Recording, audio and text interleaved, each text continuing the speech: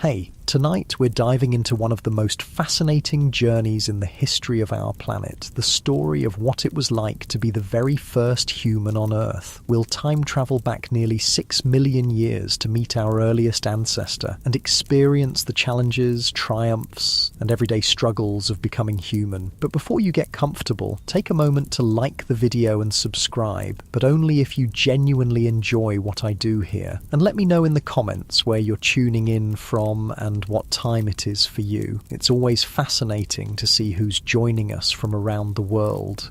Now, dim the lights, maybe turn on a fan for that soft background hum, and let's ease into tonight's journey together. Congratulations, you've just woken up in the Tugen Hills of Kenya about 6 million years ago. Your name is Orrorin, which in the local Tugen language means original man. But in the scientific world of the distant future, they'll call you Orrorin tugenensis, the first creature to take those crucial steps toward becoming human. The morning air feels different here, fresher, wilder somehow. As you stretch your arms and feel the gentle morning sunlight filtering through the trees, you notice your hands. They're not quite human as we know them today, but they're special nonetheless. Your fingers are slightly curved, perfect for grasping branches, and your thumbs, while opposable, aren't quite as versatile as those of your distant descendants who will someday read about you in science books. The good news is that you found yourself in a beautiful forest landscape with plenty of food and water nearby. The bad news? This world is unimaginably dangerous, and you're neither the strongest nor the fastest creature around. You carefully climb down from your sleeping spot in the trees. Unlike modern humans who would topple over immediately, you're still quite comfortable moving around in the branches. Your toes are more flexible than those of humans today, allowing you to grip the branches as you descend. But there's something unique about you, something that sets you apart from all the other apes in this ancient forest. When you reach the ground, you stand up on your two legs. Standing on 2 feet doesn't seem remarkable to modern humans, it's just what we do. But for you, living 6 million years ago, it's a revolutionary adaptation. No other ape spends as much time walking upright as you do. Your thigh bones, what scientists will someday call your femurs, have a special shape that makes bipedal walking more efficient. The neck of your femur is elongated and the head is angled forward, design features that would one day become standard in the human lineage. But let's be honest, your bipedalism isn't perfect. You're what future scientists will call a facultative biped. You can walk on 2 legs when it's useful, but you're not committed to it full time like your distant descendants will be. When speed is necessary, you might drop to all 4s. And when you're relaxed in the trees, you're happy to use your arms and legs together to move around, much like the orangutans that will still exist millions of years from now in the forests of Southeast Asia. The morning sun rises higher and your stomach rumbles. Time to find breakfast. You scan the landscape from your higher vantage point, another advantage of standing upright. In the distance, you can see fruit trees, and your excellent vision allows you to spot which ones are bearing ripe fruit today. Walking on 2 legs frees your hands, and that's particularly useful for carrying food. You make your way to a fig tree heavy with ripe fruit. Climbing is still natural for you, and your curved fingers and flexible feet make short work of the trunk. You gather several figs, more than you could eat right now, and climb back down. Rather than eating them all at the base of the tree where other animals might compete with you, you can carry them to a safer location thanks to your free hands. Your diet is quite varied. Your teeth tell the story of your eating habits. Future paleoanthropologists will examine them carefully. Your back molars have thicker enamel than those of other apes, allowing you to crunch through nuts and seeds. Your front teeth aren't as specialized for tearing through tough plant materials as they are in other apes. You're an omnivore, eating what's available: fruits, nuts, berries, leaves, and occasionally insects or small animals. After breakfast, you continue exploring your territory. The landscape of East Africa 6 million years ago is a mosaic of environments. There are dense forests near rivers and lakes, open woodlands on the slopes, and patches of more sparse vegetation in drier areas. You prefer the forests and woodland edges where trees provide safety, but the more open areas offer different food sources. You hear the alarm calls of monkeys in the canopy, a warning sign. Predators are nearby. Being able to stand upright gives you another advantage. You can see over tall grasses to spot danger. Your eyes scan the area, and there, in the distance, you spot it, a large cat, an ancient relative of today's leopards, moving stealthily through the grass. Unlike modern humans, you don't have sophisticated weapons. Your survival depends on awareness, quick reflexes, and knowing when to retreat to the safety of the trees. You move quietly toward a nearby forest patch, staying alert. When the cat suddenly changes direction and begins moving toward you, you make a decision that showcases your unique adaptation. You stand upright and run, not with the perfect efficiency that modern humans would achieve millions of years later, but effectively enough to reach the trees before the predator closes in. Your climbing abilities save you. Within moments, you're high in the branches, watching as the frustrated cat prowls below. This is a dance that plays out regularly in your life, being caught between terrestrial dangers and arboreal safety. As the day warms up, you find a comfortable spot in the shade of a tree with a good view of the surroundings. Life for you involves a lot of watching and waiting. Energy conservation is important, and like modern apes, you don't needlessly expend effort. You're not alone in this world. You live in a small group with others of your kind, a band of about 20 individuals. Just like modern chimpanzees and bonobos, you're a social creature. Your group provides protection, companionship, and the sharing of knowledge about where to find food and water. Your communication is limited compared to modern humans. You have no language as we know it, but you do have a rich repertoire of calls, gestures, and expressions. You can warn others of danger, indicate the location of food, express emotions from fear to contentment, and establish social hierarchies through your behaviors.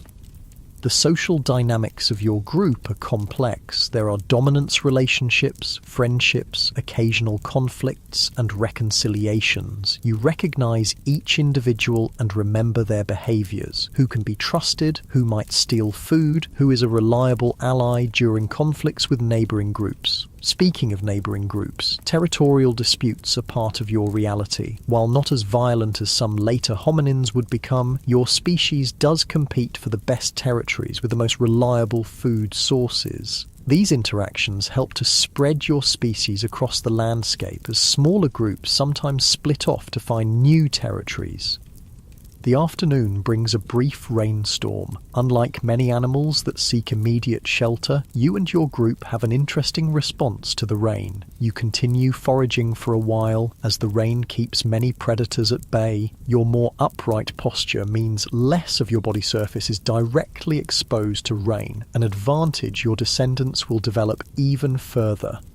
As the rain stops, you find yourself near a small stream. You pause to drink, crouching down on your haunches. The water is cool and refreshing. After drinking, you notice something in the mud by the water's edge, tubers that the rain has partially exposed. These starchy foods are valuable sources of energy, and you dig them out with your fingers, another task made easier by your bipedal stance. By late afternoon, it's time to think about where you'll sleep tonight. Like modern chimpanzees, you don't use the same nest 2 nights in a row. This helps avoid the buildup of parasites and reduces the risk from predators that might learn your habits. You find a suitable tree with branches that fork in a way that will support your weight comfortably. Using your impressive climbing abilities, you ascend to about 15 feet off the ground, high enough to be safe from most predators. You begin breaking small branches and folding them into a rough platform. This nest-building behavior is something you share with the great apes, but it's becoming more sophisticated in your species, with better construction that creates more comfortable sleeping platforms. As the sun begins to set, most of your group has also constructed nests in nearby trees. There's safety in numbers, and sleeping in close proximity means more eyes and ears to detect danger during the night. You settle into your nest, adjusting branches to create a more comfortable depression in the center. Your curved fingers and grasping feet help you maintain your position even while sleeping, so you won't fall from your perch. The sounds of the forest change as daylight fades. New predators emerge, nocturnal hunters that pose different threats. But high in your tree, you're relatively safe. Your excellent vision, adapted for daytime activities, isn't as useful now, so you rely more on your hearing to alert you to potential dangers. As you lie in your nest, looking up at the emerging stars through gaps in the canopy, you're unaware of your place in the grand story of human evolution. You don't know that you represent a crucial transition, a creature that hasn't quite left behind its ape origins, but has already started down the path toward humanity. Your brain is larger than that of other apes relative to your body size, though still far smaller than that of modern humans. Your consciousness and awareness are sophisticated by the standards of your time, but you don't ponder existential questions or wonder about your origins. Your thinking is practical, focused on immediate survival needs and social interactions. Tonight, as you drift towards sleep, your mind might revisit the day's events, the sweet taste of figs, the dangerous cat, the refreshing water, the comfortable nest you've made. There's a contentment in having found enough food, avoided dangers, and secured a safe place to rest. Your needs are simple compared to the complex desires that will drive your distant descendants. You don't know that someday, millions of years in the future, creatures who evolved from you will look back and try to understand your life, that scientists will carefully examine every fragment of bone they can find, using advanced technologies to extract every possible clue about what you were like, that they will debate endlessly about whether you were truly human or still too ape-like to deserve that designation.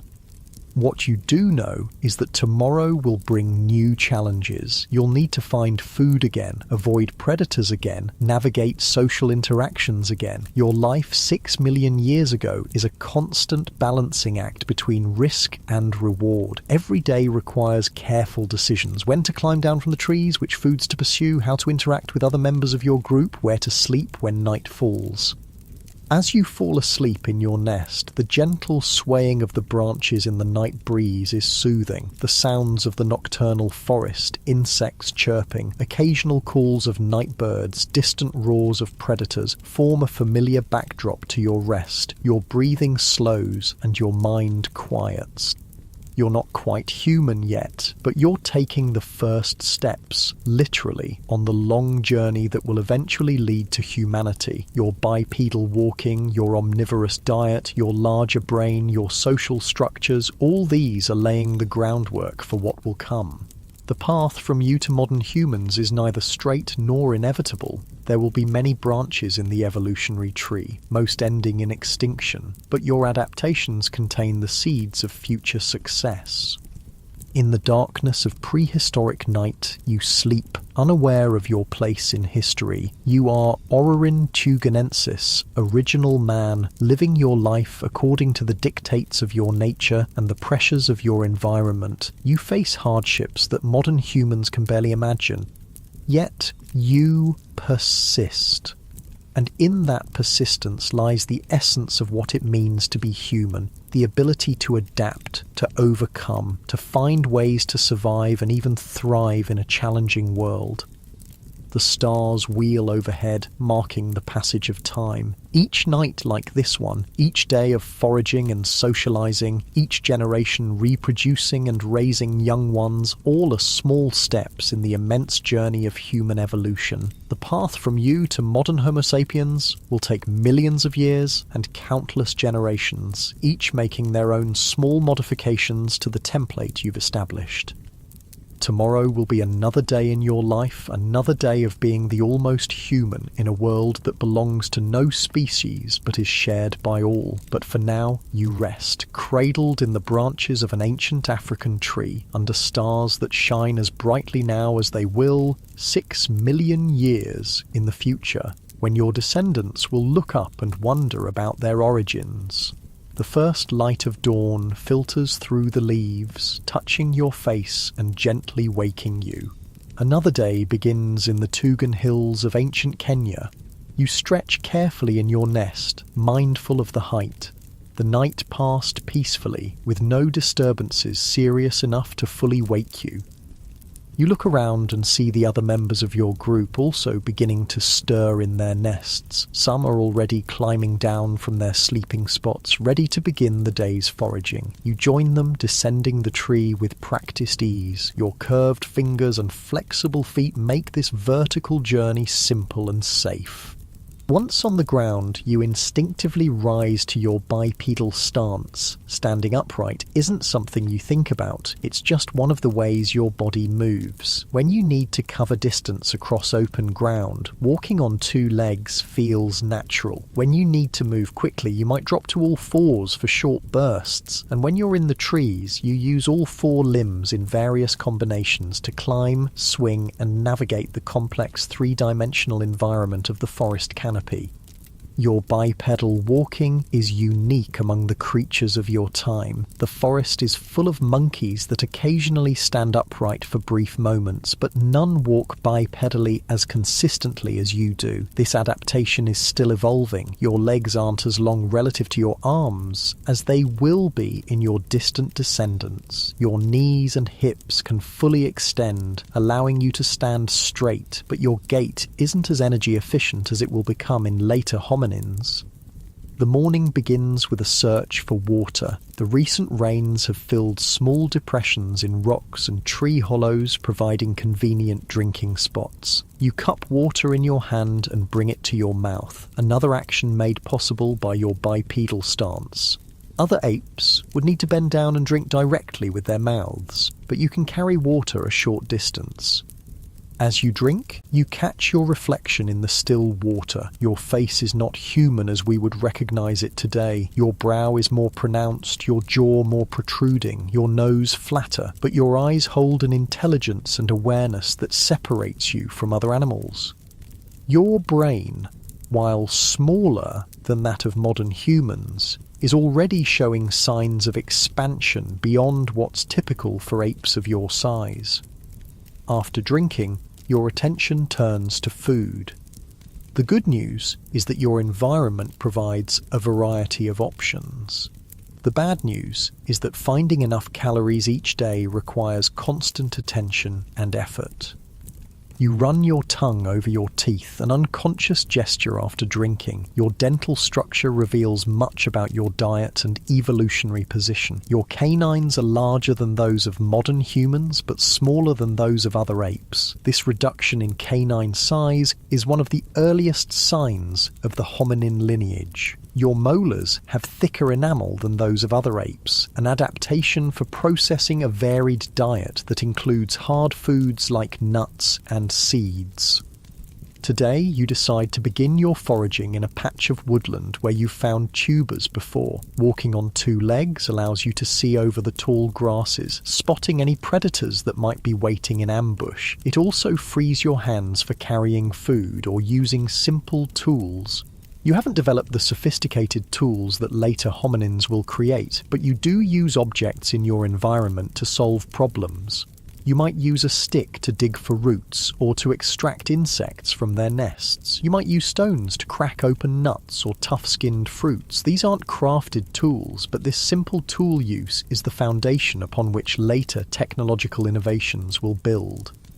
As you forage, you're joined by several others from your group. There's safety in numbers, more eyes to watch for danger, more individuals to ward off competitors. Your social structure isn't as complex as it will become in later human species, but it's already more sophisticated than that of most other animals. You communicate with your companions through a combination of vocalizations, gestures, and facial expressions. You don't have language as modern humans understand it, but you can convey basic information, the location of food, the presence of danger, emotional states from fear to contentment. These communication skills are crucial for maintaining group cohesion and cooperation.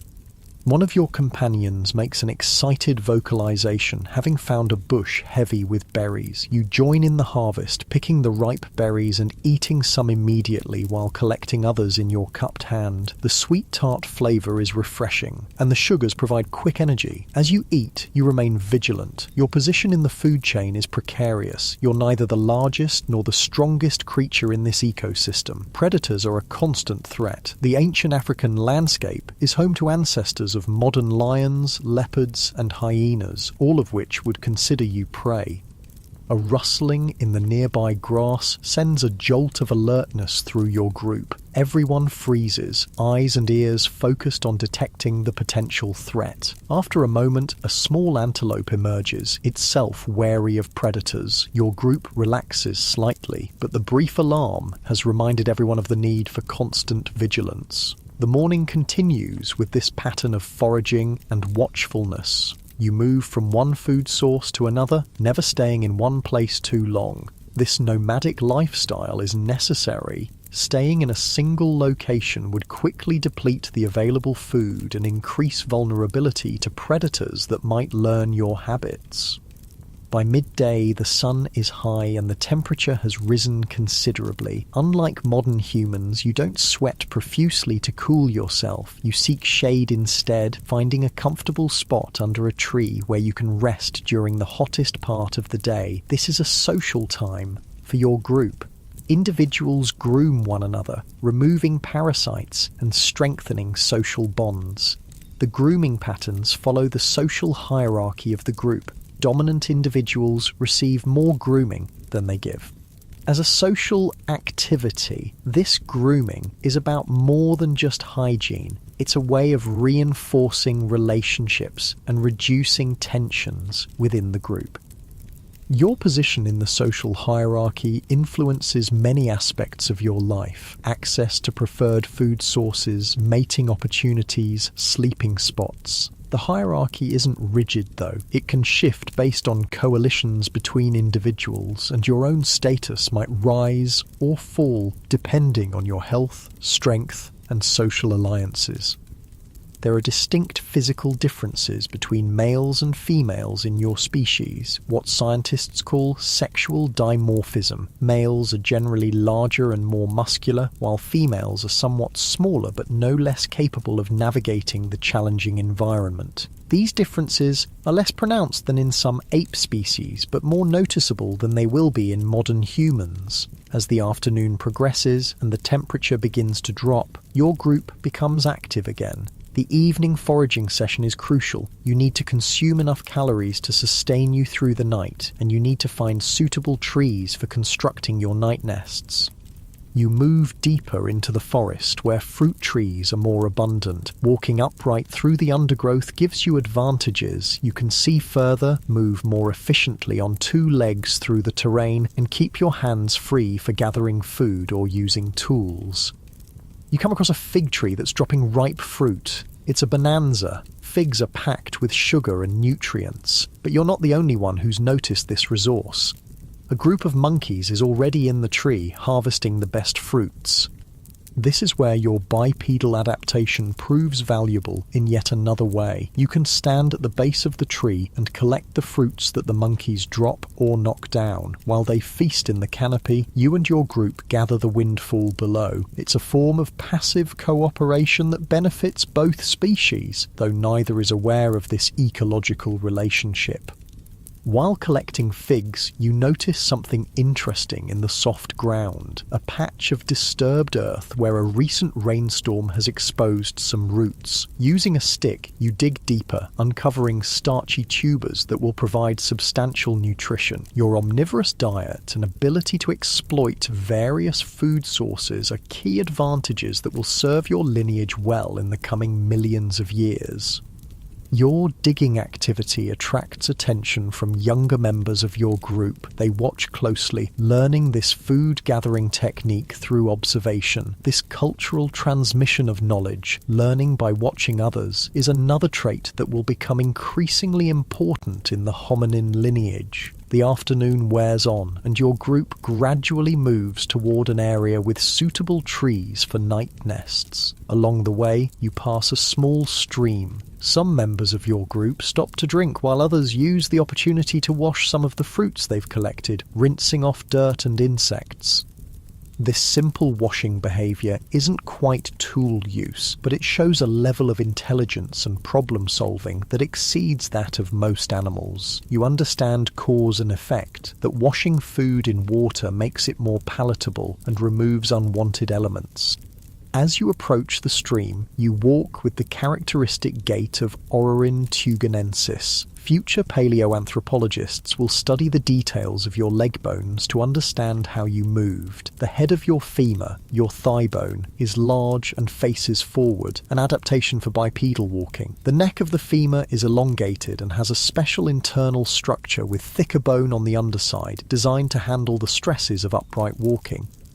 Yet your bipedalism isn't identical to that of modern humans. Your feet still have more curved toes, better for grasping branches, your legs aren't as long relative to your body size, and your pelvis hasn't fully adapted to the demands of birthing offspring with larger brains. That challenge will face your descendants millions of years in the future. At the stream, you pause to drink and to wash some tubers you've collected. Your reflection in the water shows a creature that exists at the boundary between two worlds. Not quite ape, not quite human. Your face has a prominent brow ridge and a somewhat protruding jaw, but it's less prognathic than that of other apes. Your canine teeth are reduced compared to other apes, but still larger than those of modern humans. As you drink, ripples suddenly spread across the water's surface. Something large is moving nearby. You freeze, then slowly raise your head to scan the area. There, partially concealed by reeds at the water's edge, is a crocodile, an ancient relative of today's Nile crocodiles. You back away slowly, alerting others in your group with a low vocalization. This predator is especially dangerous near water, where its ambush tactics are most effective. Your bipedal stance allows you to spot this threat before it can strike, giving you precious seconds to retreat to safety. The encounter with the crocodile reminds everyone of the constant dangers in this environment. The group moves away from the stream, continuing toward the area where you'll make your night nests. Along the way, you pass through a patch of grassland between forest sections. Here, your bipedal locomotion proves valuable once again. Standing upright in the tall grass gives you a better view of your surroundings. You can see over vegetation that would obscure the vision of a quadrupedal animal of similar size. This improved sightline helps you spot both potential food sources and dangers from a greater distance. The grassland is home to various herbivores, ancient relatives of today's antelopes, zebras, and other African ungulates. These grass eaters are always alert for predators, and their behaviour provides an early warning system that benefits your group. If they suddenly flee, it's a signal that a predator may be approaching. You watch a group of ancient bovids grazing peacefully. Their continued calm feeding reassures you that no immediate danger is present. Still, you move through this open area efficiently, aware of your vulnerability away from the trees. As you walk, your gait reveals the transitional nature of your bipedalism. It's not the perfect, energy-efficient stride that modern humans will develop, with their longer legs and specialized foot arches. Your walk requires more muscular effort, and you fatigue more quickly than your distant descendants will. But compared to moving on all fours, your bipedal walking allows you to cover ground more efficiently while keeping your hands free. The sun is beginning to sink lower on the horizon as your group reaches a suitable area for making night nests. The trees here are tall with many forking branches, perfect for constructing safe sleeping platforms. Before climbing, everyone takes the opportunity to forage a bit more, gathering the last food of the day. You find a bush bearing small, tough-skinned fruits. Your teeth are well adapted for this food source. Your molars with their thick enamel can crack through the hard exterior to reach the nutritious pulp inside. You eat several, the tangy flavour providing a pleasant end to the day's foraging. As twilight approaches, you select a tree and climb up to a suitable height. Using branches and foliage, you construct a night nest, a simple platform that will cradle your body during sleep. This nest-building behavior is something you share with modern great apes, a connection to your evolutionary past. From your elevated position, you can see the landscape changing as the light fades. The open areas become shadows, while the forest edges remain more distinct. In the distance, you can see the silhouettes of mountains, ancient volcanic formations that have helped shape this landscape over millions of years.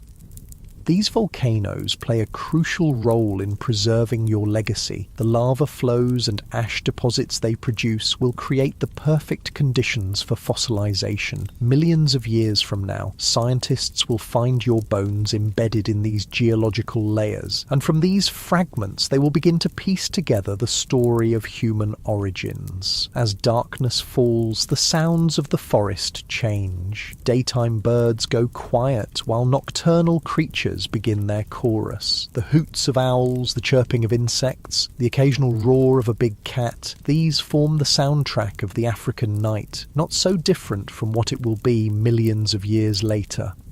You settle into your nest, finding a comfortable position. The events of the day replay in your mind: the successful foraging, the close encounter with the crocodile, the peaceful observation of the grazing herbivores. Tomorrow will bring new challenges and opportunities. But for now, rest is the priority. The stars emerge overhead, visible through gaps in the canopy. The night sky looks much as it will in the far future, though the constellations are slightly different due to the slow movement of stars over vast time periods. You don't recognize patterns in these stars or assign them meaning. That level of abstract thinking still lies in the evolutionary future. Your consciousness begins to fade as sleep approaches. Your breathing slows and your muscles relax. In your nest high above the ground, you're relatively safe from most predators. Those that can climb, like leopards, are a risk, but the height and location of your nest minimize this danger.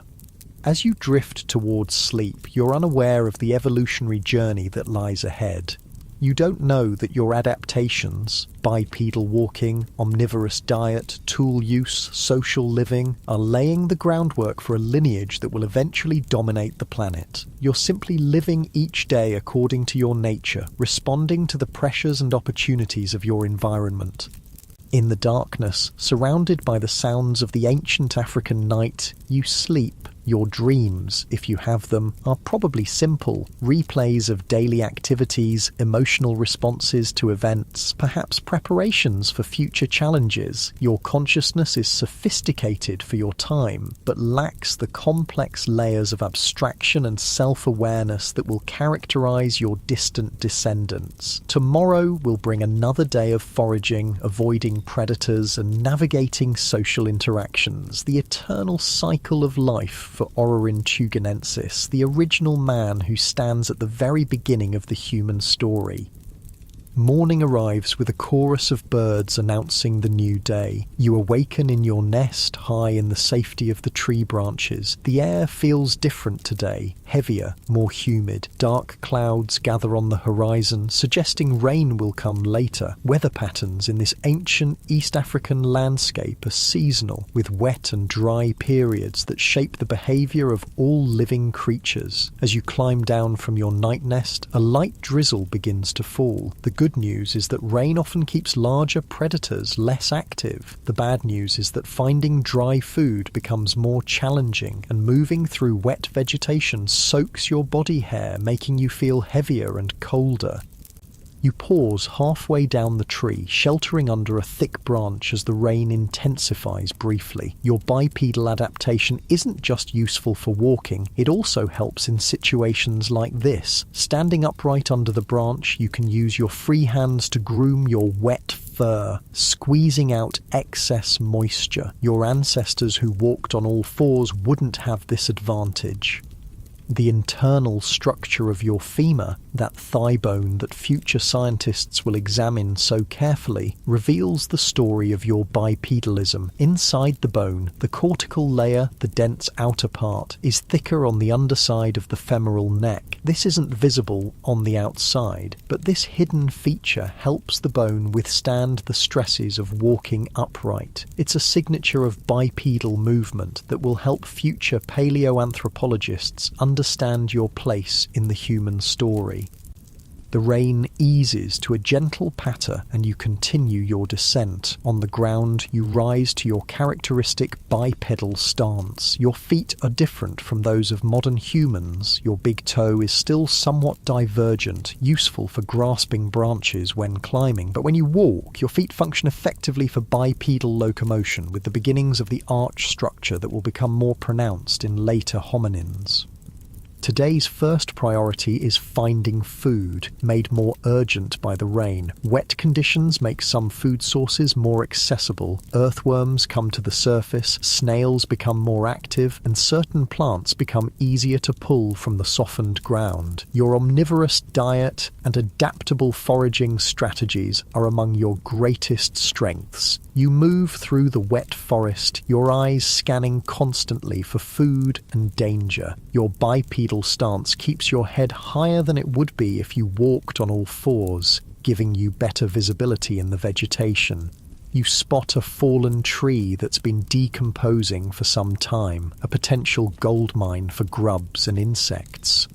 Using a stick as a simple tool, you poke and pry at the rotting wood. This basic tool use doesn't involve crafting or modifying objects, but it's still a significant cognitive step beyond what most animals can do. You're using an object from your environment to solve a problem, accessing food that would otherwise be hard to reach. Your efforts are rewarded when the stick dislodges part of the bark, revealing a colony of termites. These insects are a valuable protein source. Using your fingers, you extract several of them and pop them into your mouth. The taste is earthy and slightly nutty, with a pleasant crunch. Modern humans might find this unappetizing, but to you, it's a nutritious snack. As you forage, you're joined by others from your group who have also descended from their night nests. There's a loose hierarchy in your social structure, and when resources are concentrated, like this termite-rich log, access follows this hierarchy. More dominant individuals get priority, while others wait their turn or seek alternative food sources. This social complexity is another hallmark of your species. You're not just responding to immediate stimuli, you're navigating a sophisticated web of relationships. You recognize each individual in your group, remember their past behaviors, and adjust your own actions accordingly. This social intelligence will become increasingly important as the hominin lineage evolves. The rain has stopped completely now, but the forest remains wet. Droplets fall from leaves overhead as the breeze stirs the branches. You move away from the log after having your fill of termites, looking for more substantial food. Fruits, nuts, tubers. These will provide the calories you need for the day's activities.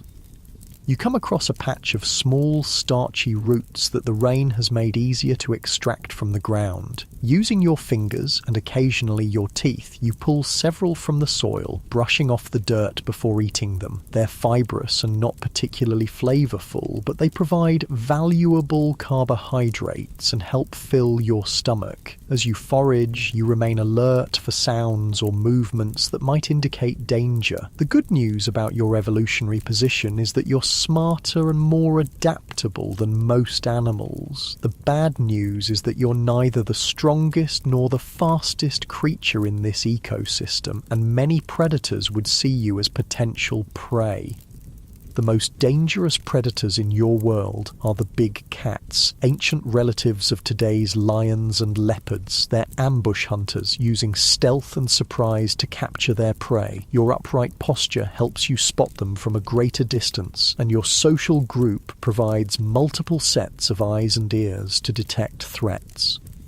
there are other dangers too. Hyena ancestors roam in packs, capable of taking down prey much larger than themselves. Ancient crocodiles lurk near water sources, perfectly evolved ambush predators that can remain hidden until the last moment. Snakes, some venomous, hide in the underbrush or coil on low branches, and there are competitors, other primates and early hominins that might contest access to the best food sources or territories.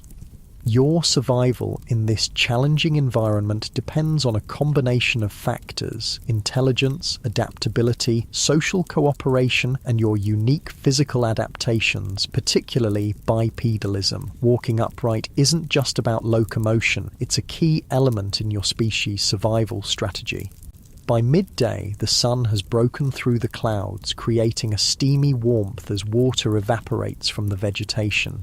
You find a sunny spot and take some time to groom yourself, removing parasites and untangling your body hair. This isn't just about hygiene, it's also about thermoregulation. Wet, matted fur doesn't insulate effectively, so keeping it clean and fluffy helps maintain your body temperature. Unlike modern humans, you don't have sweat glands distributed across your entire body. Your cooling system is less efficient, making you more vulnerable to overheating. This is one reason why you and your group tend to rest during the hottest part of the day, becoming more active in the cooler morning and evening hours. As you groom, you observe the activities of other creatures in the forest. A group of monkeys moves through the canopy overhead, their chattering and branch shaking revealing their position. Birds of various species flit between trees, some hunting insects disturbed by the monkey's passage. A pair of small antelope browse cautiously at the forest edge, ready to flee at the first sign of danger. This awareness of other species and their behaviours is part of your ecological intelligence. You know which animals are threats, which are potential competitors for food, and which are harmless or even useful as warning systems. This knowledge isn't taught or learned consciously. It's acquired through observation and experience, becoming an intuitive part of how you navigate your world. After resting, you and several others from your group move toward a nearby stream. Water is essential, and in this landscape it's found in rivers, streams, lakes, and seasonal ponds. The recent rain will have replenished water sources and possibly created new temporary pools. Approaching water always requires caution. Predators know that prey animals must drink, so water sources are prime hunting locations. Your group moves carefully, scanning for any signs of danger before approaching the stream. The water is clear and cool, refreshing after the humid warmth of the day. Your bipedal stance again proves useful. You can wade into shallow water while keeping your head well above the surface, an advantage when crossing streams or foraging in marshy areas. Some food sources like certain aquatic plants with edible roots are more accessible to a creature that can stand upright in shallow water. After drinking and cooling off, your group begins moving again, heading toward an area of mixed woodland and more open terrain. This ecotone, the boundary between different habitat types, often offers the greatest diversity of food sources. Forest edges provide fruits and nuts, while more open areas might have tubers, seeds, and different insect species. Your bipedal locomotion is particularly advantageous in this varied landscape. In the forest, you can reach up to lower branches while standing on the ground. In more open areas, you can see over tall grasses to spot both food resources and potential threats. As you walk, your gait reveals the evolutionary compromise that is Aurorin tuganensis. You're bipedal, yes, but your proportions aren't yet fully adapted to this mode of locomotion. Your arms are still relatively long compared to later hominins, and your legs haven't achieved the length and structural adaptations that will characterize modern humans. Your walking requires more energy than that of your distant descendants, but it's still more efficient for medium-distance travel than moving on all fours would be. You reach a small clearing where a fruit-bearing tree has dropped its bounty on the ground. The fruits are tough-skinned but contain sweet, nutritious pulp inside. Using a stone, you crack open several of them, revealing the bright interior. This action, using a stone as a tool without modifying it, is what future anthropologists will call unmodified lithic technology. It's not stone tool making yet, but it's a precursor to that crucial human technology. As you eat, you notice movement at the forest edge. A female from your group is approaching with a small infant clinging to her. Reproduction and child rearing in your species share characteristics with both apes and later hominins. Infants are born relatively developed compared to modern humans, capable of clinging to their mothers from birth, but they still require extended care and protection, learning essential skills through observation and practice over several years. The presence of infants affects group dynamics and movement patterns. Groups with young travel more slowly and may avoid riskier food-gathering strategies, but the extended childhood of your species also allows for more learning and the development of more complex skills, a pattern that will become increasingly important in hominin evolution.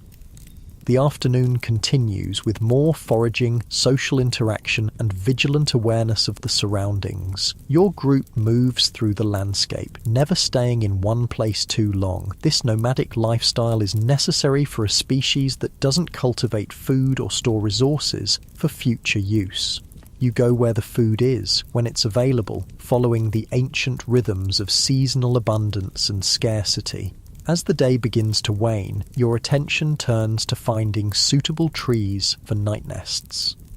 Security is the primary consideration. Trees that are difficult for predators to climb, with branches strong enough to support your weight but high enough to be safe from ground predators.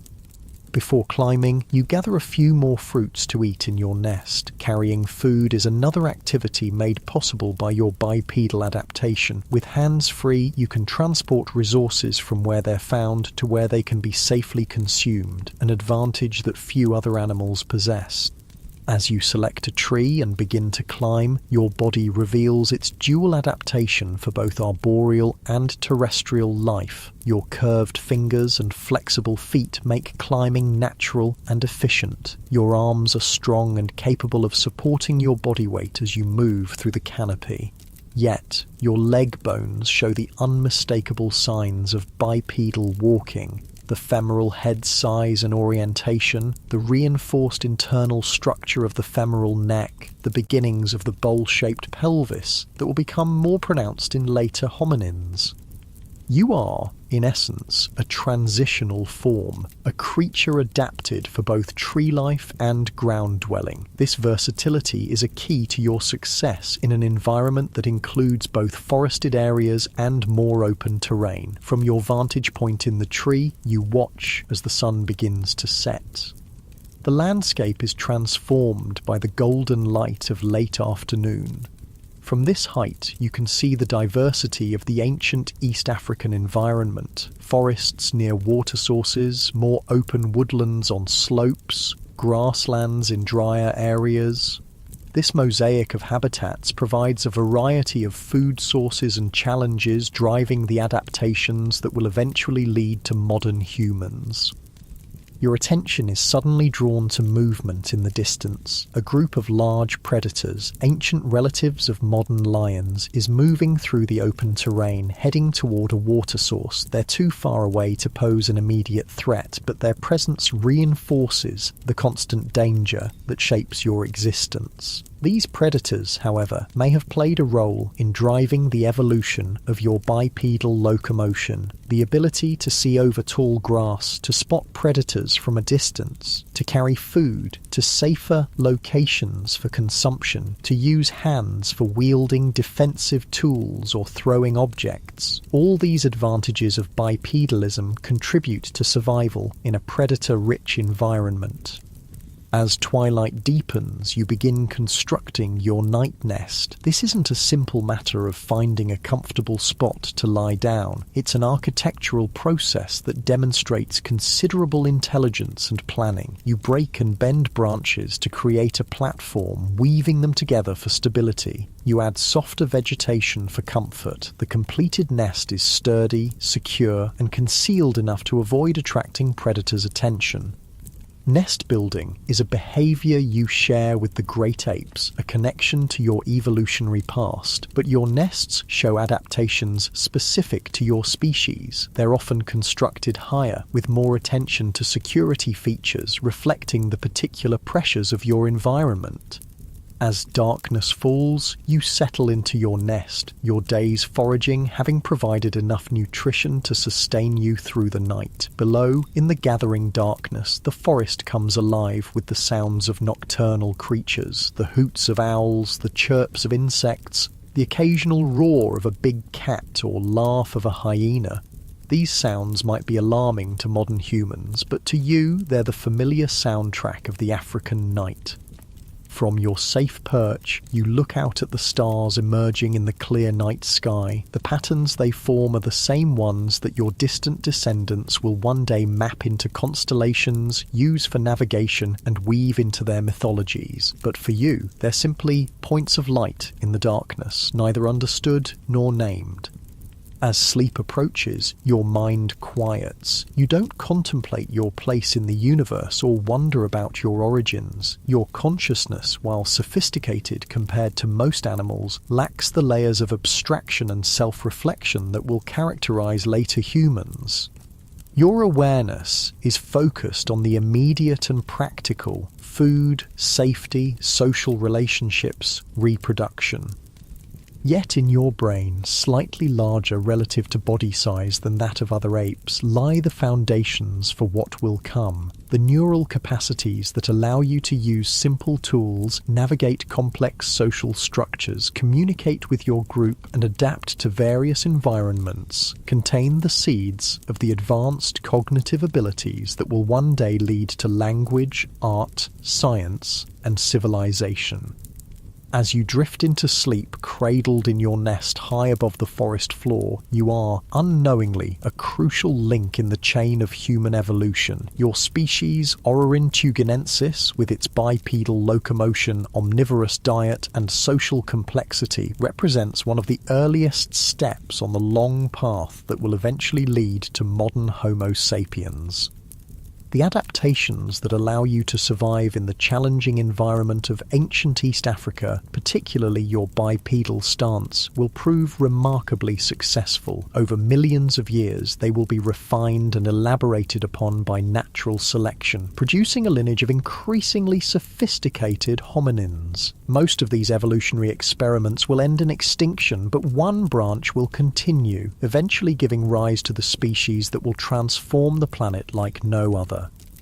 But all of that lies in the unimaginably distant future. For now, you sleep, your body recovering from the day's activities, preparing for the challenges of tomorrow. Your existence is focused on the eternal present, finding food, avoiding danger, maintaining social bonds, reproducing. The grand narrative of human evolution continues through you, one day at a time, one generation at a time, in the endless process of adaptation and survival.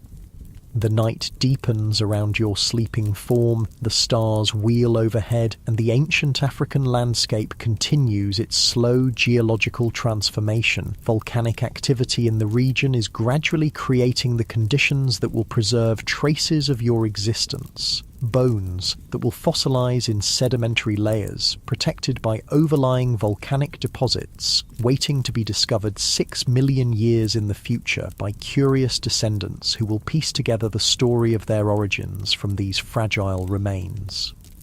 The night passes peacefully, and dawn once again brings a new day to the ancient Kenyan landscape. The air this morning is clear and cool, with no sign of yesterday's rain. As sunlight filters through the leaves, you stir in your nest, gradually awakening to the sounds of the forest.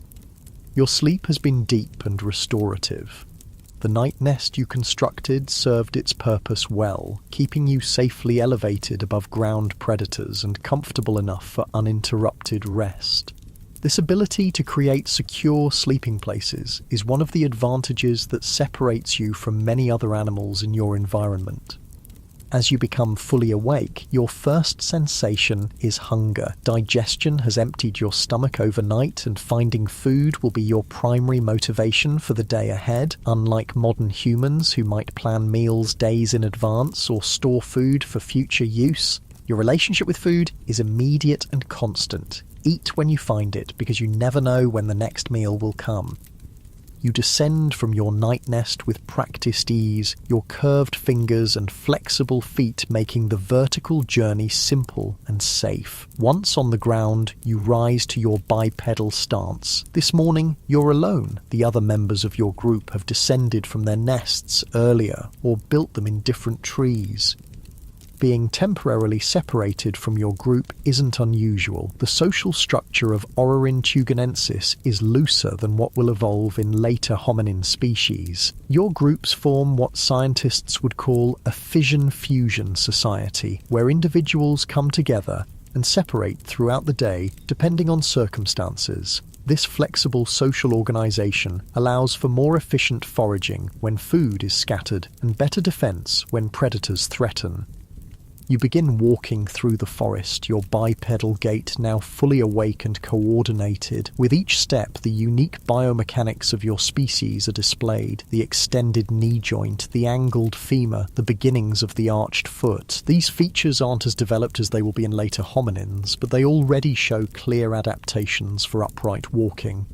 The internal structure of your femur, invisible but crucial, bears the telltale signs of bipedalism. The cortical bone on the underside of the femoral neck is thicker than on top, a response to the stresses of walking upright. This hidden feature will be one of the key pieces of evidence that future paleoanthropologists use to establish your place in the human family tree. As you walk, you scan the environment for both food and potential danger. Your eyes, forward-facing with stereoscopic vision, give you excellent depth perception, useful for both navigating through complex forest environments and judging distances when using tools. Your color vision, superior to that of many mammals, helps you identify ripe fruits and other edible plants. Your first find of the morning is a patch of berries growing on low bushes. You gather several handfuls, eating as you pick. The sweet tart flavour is pleasant, and the sugars provide quick energy to start your day. But berries alone won't sustain you. They're mostly water and quick-burning carbohydrates. You'll need more substantial food as the day progresses.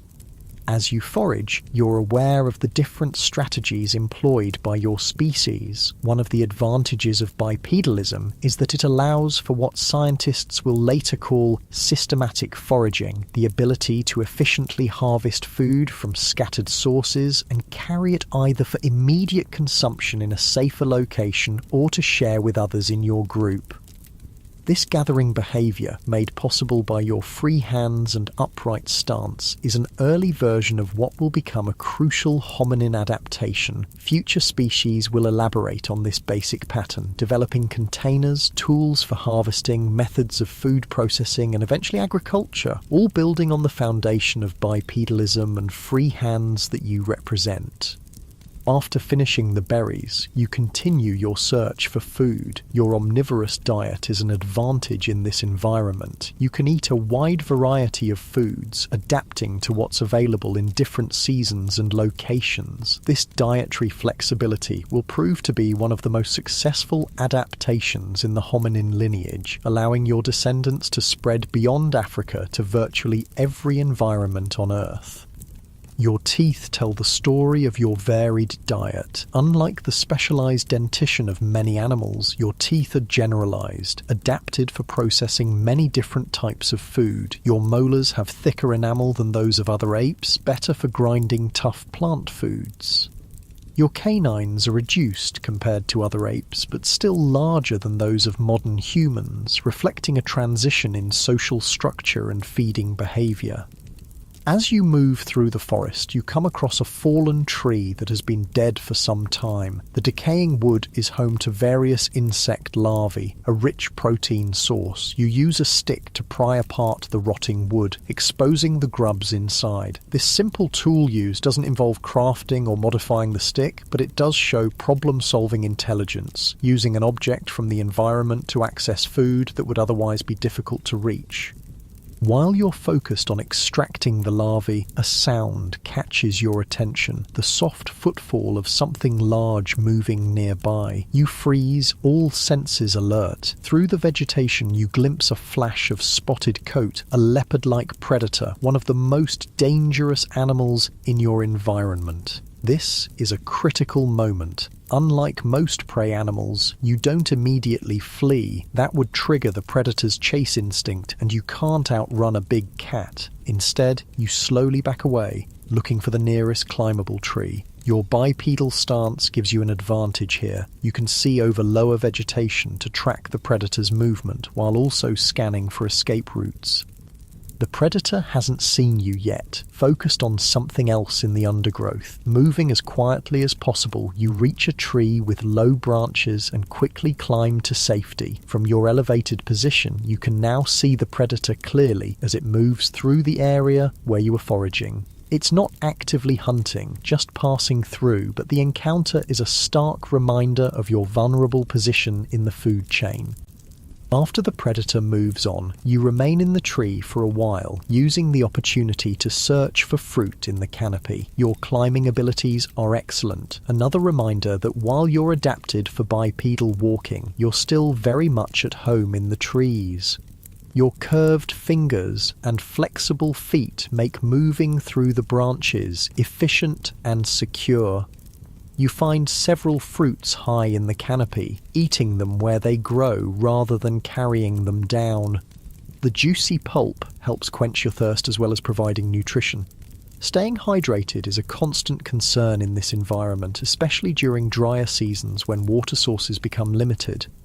After eating your fill of fruit, you descend from the tree and continue your foraging journey. By now the sun is higher in the sky and the day has warmed considerably. You find a shady spot to rest during the hottest part of the day, a behavior pattern shared by many animals in this environment. While resting, you notice other members of your group nearby. They've also found shade and are engaged in various activities, some grooming each other, some dozing, some keeping watch. You join them, your social nature drawing you back to the group after your solitary morning foraging. The social dynamics of your species are complex. There's a dominance hierarchy, but it's not rigid or absolute. Relationships are maintained through grooming, food sharing, and other cooperative behaviors. Conflicts are usually resolved through displays rather than actual fighting, although serious competition over resources or mates can sometimes turn violent.